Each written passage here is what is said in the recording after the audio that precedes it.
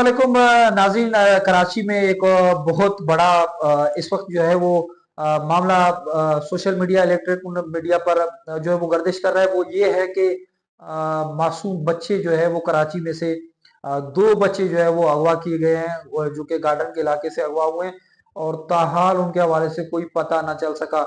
इससे पहले तूबा नामी एक बच्ची जो है जिसकी मालकिन घर में एक मकान किराए पे उसने लिया, जो तूबा बच्ची है उनके वालिद से, और उसके बाद उस बच्ची को वो किडनैप करके ले गई और उसके बाद उसने पुलिस ने जो है वो ऑपरेशन किया और उसके बाद वो बच्ची बरामद कर ली गई। जब हमने बच्ची से पूछा, वहाँ प्रेस कॉन्फ्रेंस हुई एसएसपी के हमरा, तो हमने जब उनसे बच्ची से पूछा, दरफियात किया, तो उन्होंने बताया कि उनके वालिद जो है वो इन्होंने किराए पे एक जो औरत है और उसका जो शोहर था वो आए और उन्होंने किराए पे मकान हासिल की और उसके बाद 1-2 महीने रहने के बाद उन्होंने उस बच्ची को अपनी तरफ माइल किया और उसको मोबाइल वगैरह पे गेम दिखाती थी। गेम दिखाने के बाद क्योंकि उसका प्लान था कि बच्ची उसकी तरफ आमादा हो और बच्ची उसके साथ मिलजुल जाए ताकि वो आसानी से उस बच्ची को अगवा करके ले जाए।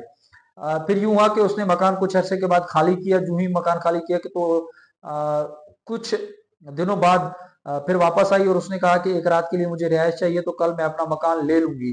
बा ये तमाम जो बयान मैं आपको बता रहा हूँ, ये उस बच्ची के वालिद ने हमें बताया।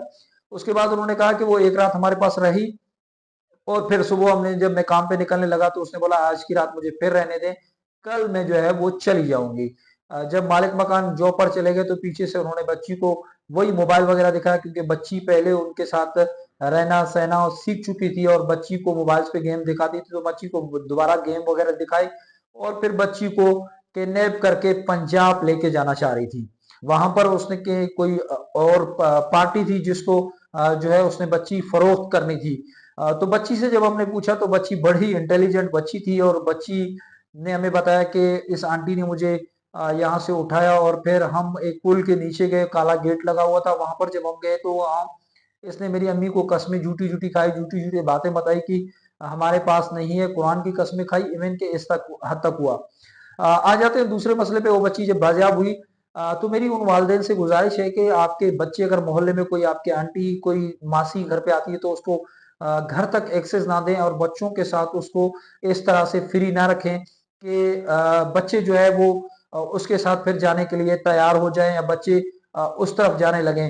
तो मेरी ये गुजारिश भी है उन वालिदैन से जो अपने बच्चों को इस तरह से छोड़ते हैं, जो अपने बच्चों को यानी कुछ बताए बगैर मासूम को एक्सेस देते हैं। पहले तो उनके हवाले से जानकारी लें, उसके हवाले से देखें कि गोया उनके जो बच्चे हैं वो ठीक तरह से जो है वो उसको जानते हैं, उस औरत को जानते हैं, नहीं जानते फिर उसके बाद उसको एक्सेस दें।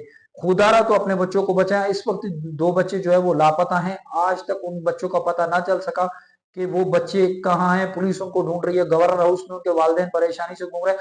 उसकी आपको दूसरी बात बताऊं कि इसको सीसीटीवी फुटेजेस सामने आ चुके हैं। एक बाइक पे दो मेरे साइड में वो फुटेज भी आपको नजर आ रही होगी कि एक बाइक पे दो बच्चों को टैंकी पे बैठाकर एक औरत और एक मर्द जा रहा है, जो बच्चे नीम बेहोशी की हालत में। तहम मैं आपसे गुजारिश ये करूंगा, तमाम वालिदैन से ये गुजारिश करूंगा कि अपने बच्चों का ख्याल रखें, उनको बाहर एक्टिविटी से बचाएं, एक्टिविटीज उस तरह की करने ना दें जिस तरह से होती है। तो मैं गुजारिश करता हूँ उन वालिदैन से कि अपने बच्चों की देखभाल करें, उनको देखें कि कहीं पर वो उनके साथ कोई इंगेज तो नहीं है, कहीं पर उनके साथ कोई इस तरह से मसले तो नहीं दरपेश आ रहे, तो फौरी तौर पे अपने बच्चों पे कड़ी नजर रखें ताकि वो ऐसी एक्टिविटी से बच सके और ऐसे अगवा होने से बच सके। तो हम फुटेजेस विंडो में आप देख रहे होंगे कि वहां पर नजर आपको आ रहा होगा कि किस तरह से बच्चों को टैंकी पर बिठाकर एक शख्स जो अजनबी है वो लेके जा रहा है और अभी तक उन बच्चों का पता ना चल सका। तो खुदारा मेरी गुजारिश है उन सब वालिदैन से हाथ जोड़ के कि अपनों बच्चों का ख्याल रखें, मोहल्ले में ख्याल रखें,